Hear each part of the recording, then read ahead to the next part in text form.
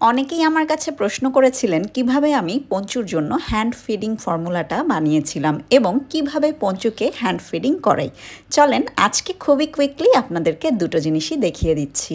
Hand feeding formula বানানোর জন্য এই কয়েকটি ইনগ্রেডিয়েন্টস নিয়েছি। এখানে আছে পোলাওয়ের চাল, টোটাল যা নিয়েছি 250 গ্রামের মতো প্রোডাক্ট হবে। এরপরে আছে লাল গম, বুটের ডাল নিয়েছি, আর আছে চীনাবাদাম, আর এখানে আছে কালো জিরা অল্প একটু।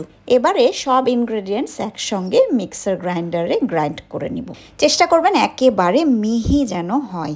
এবারে এই গুঁড়াটা সুন্দর করে চেলে নিব একটা চালনির মাধ্যমে। চালনির উপরে হাত দিয়ে দলাগুলো ছাড়িয়ে দিবেন, তাহলে সুন্দর করে চালতে পারবেন। এবারে যেই বড় দানাগুলো আছে এটা কিন্তু ফেলে দিবেন না, এটা দিয়ে হালিম বানাতে পারবেন। এবারে সুন্দর করে বক্সে এটা প্রিজার্ভ করব।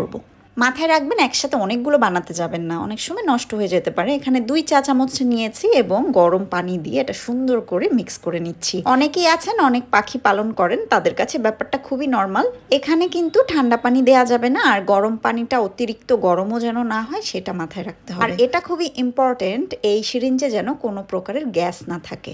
এবারে চলেন পঞ্চু বাবুকে সুন্দর করে খাইয়ে দেই। এই হ্যান্ড ফিডিংটা আসলেই অনেক জোস ছিল, কারণ খুব অল্প দিনেই কিন্তু পঞ্চু বাবুটা অনেক বড় হয়ে গিয়েছে, আপনারা নিজেরাই দেখলেন। আর খরচটা অনেকাংশে কম।